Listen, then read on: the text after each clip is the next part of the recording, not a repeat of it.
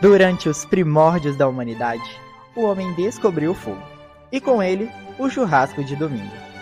Depois veio a roda, que revolucionou o transporte, e o sedentarismo. Milhares de anos depois, descobrimos os computadores, abrindo as portas para a era digital, a inteligência artificial e, claro, os incontáveis tweets não lidos. Mas o verdadeiro salto civilizatório aconteceu quando o homem criou os memes de gatinho.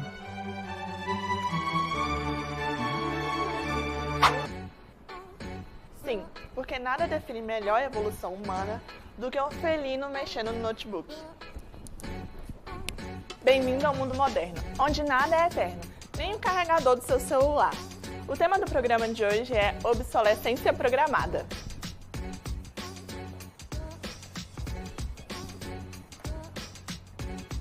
Bom, é nesse mundo frenético de inovação que trocamos tudo.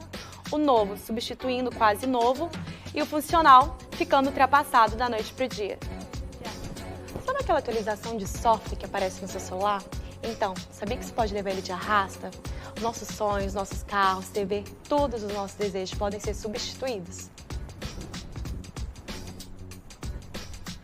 Tudo, exatamente tudo, vem com prazo de validade embutido.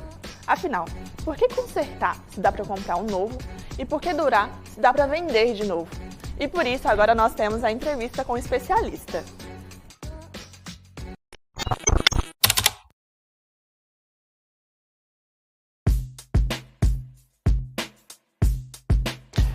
Então, essa obsolescência programada é uma estratégia utilizada pelas empresas, pelas indústrias, para fazer com que os produtos eles se tornem obsoletos antes do prazo.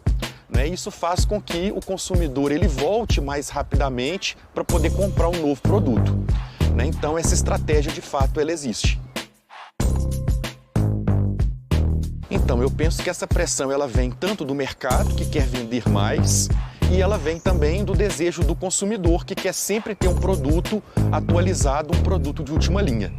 É interessante a gente pensar que existe a obsolescência programada, que é aquela estratégia utilizada pelas empresas para tornar os produtos obsoletos, mas existe também a obsolescência percebida, que é a obsolescência do consumidor. Às vezes o consumidor ele tem um produto, ele tem um bem, ele tem um material que tem uma vida útil, que está legal, mas que ele troca simplesmente pelo fato daquele produto não estar na moda. Então é sempre importante a gente considerar a obsolescência programada e a obsolescência percebida ou perceptiva.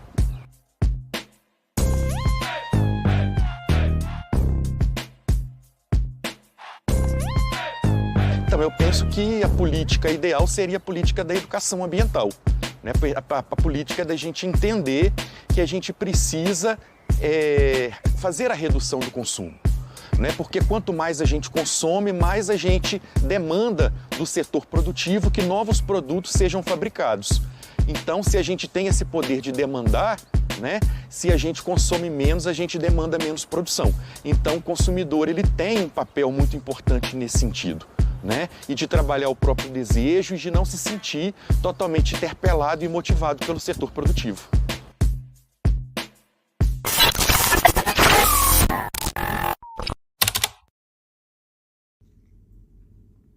A bateria, objeto retangular, leve, aparentemente inofensivo, armazena energia, alimenta celulares, notebooks, carros elétricos e vícios digitais. Quanto mais energia, mais autonomia. Quanto mais autonomia, mais liberdade. Quanto mais liberdade, mais carregador de 1% correndo pela casa. A bateria depende do lítio. O lítio depende da mineração. A mineração depende da água. E a água depende de termos água. Nem sempre temos.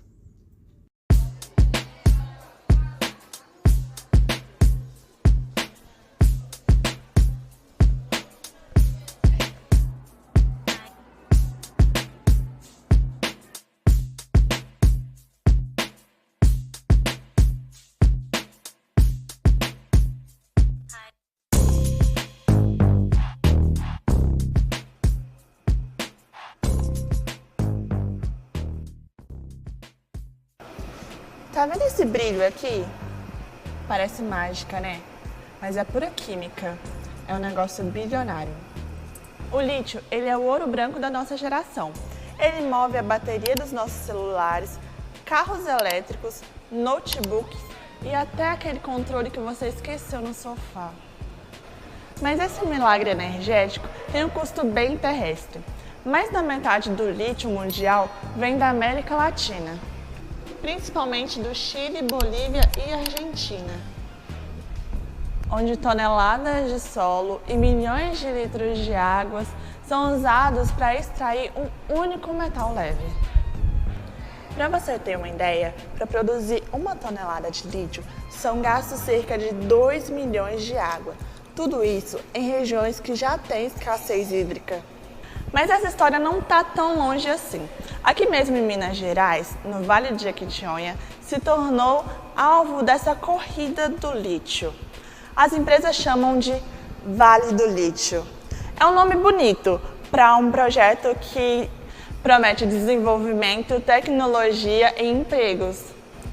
Segundo dados da Assembleia Legislativa de Minas Gerais, os processos minerários de lítio nas bacias do rio Jequitinhonha e do rio Mucuri cresceram 562% entre 2022 e fevereiro de 2024. Foram 1.377 processos registrados só até o segundo mês de 2024. São 14 municípios mineiros oficialmente incluídos no Vale do Lítio. Mas com isso vieram as denúncias.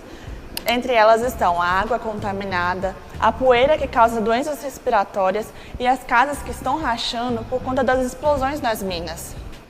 O mesmo metal que carrega o nosso futuro pode estar drenando o presente de quem vive lá. A gente chama de energia limpa, mas quem está ficando sem energia e sem água é o planeta.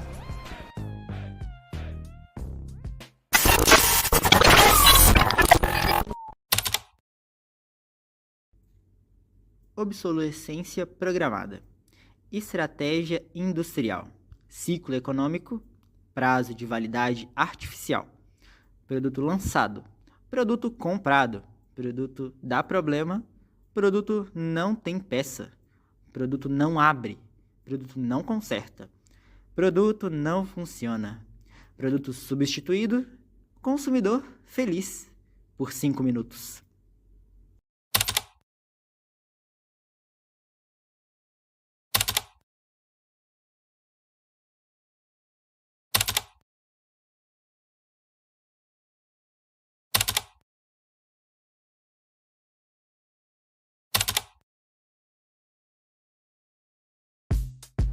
Em 1901, foi instalada na Califórnia a Central Light, considerada a lâmpada mais antiga ainda em funcionamento.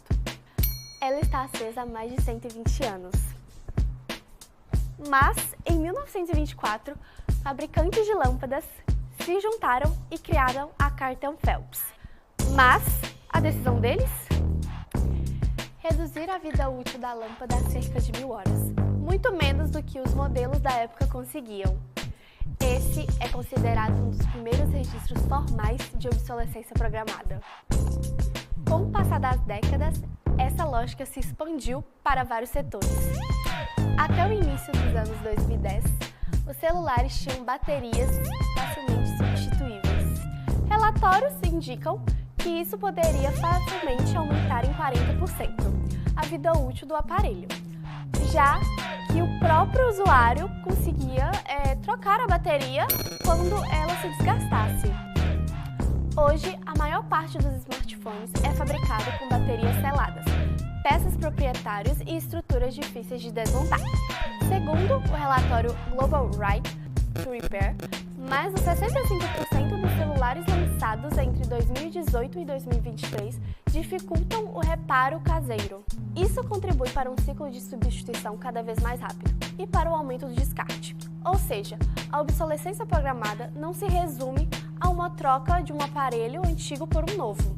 É um fenômeno global que envolve questões ambientais, econômicas e sociais. Produtos que poderiam durar mais acabam ficando ultrapassados antes do tempo.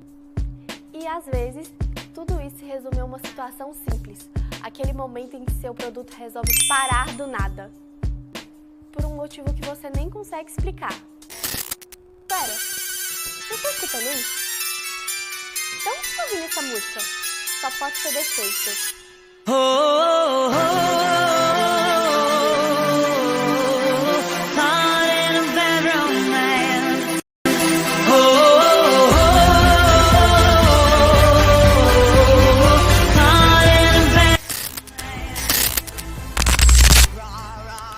Se isso nunca aconteceu com você, parabéns!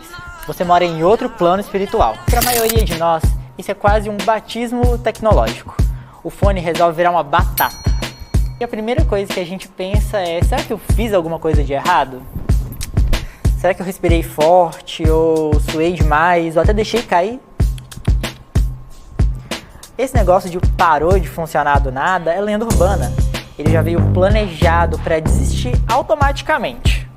É tipo aquele e-seu que fala que vai ficar para sempre, te ilude e depois desaparece.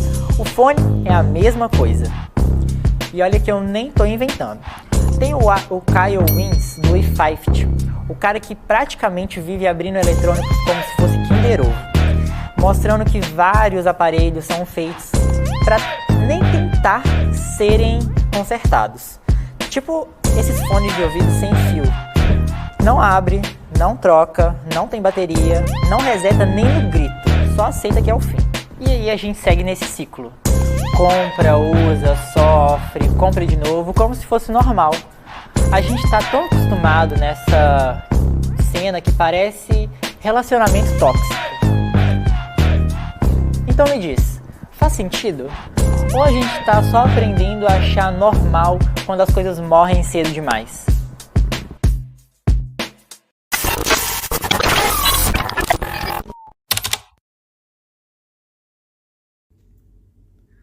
O descarte, a etapa final, ou o começo do problema. O produto que não presta vira lixo. O lixo que não some vira acúmulo. O acúmulo vira estatística.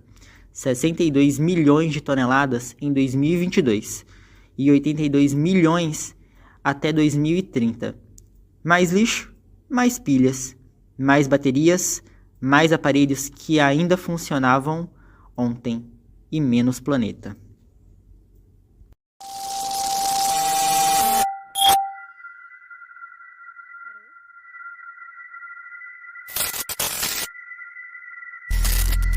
Engraçado. Tudo começa assim. Brilhante, moderno, desejado. E no fim, termina aqui.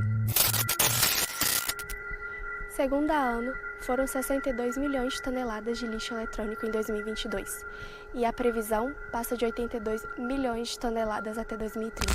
Tudo isso por produtos que poderiam ter durado mais.